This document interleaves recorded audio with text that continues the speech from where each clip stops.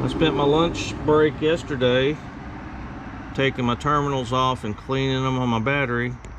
It's about 4 times that I've got up in the morning it wouldn't start. And yesterday it wouldn't start when I got ready to leave at lunch from work. So I am trying to figure out if it's got a draw on it or if it's just the battery going bad. I did load test the battery and it tested good, so I'm gonna see if it tests good right now while it's not starting, and let's see how that goes. Let me grab the load tester back here real quick.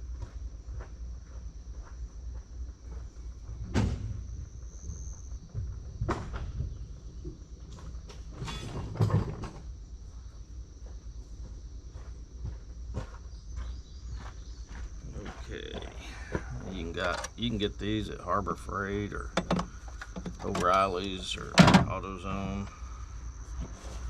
I think they run around $50 for a cheaper one. So you black on the negative, red on the positive. Even I make that accidental mistake sometimes. Alright, I'm gonna get the camera over here and show you exactly what I'm seeing.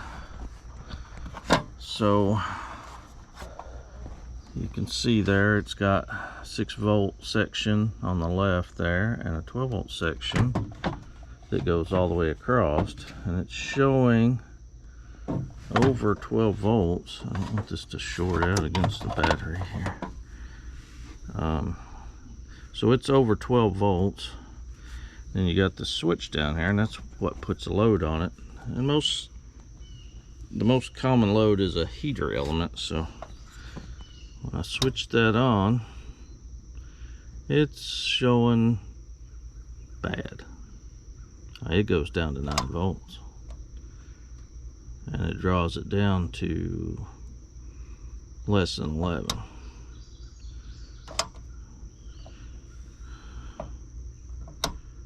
Yeah, that battery is just shot, I guess.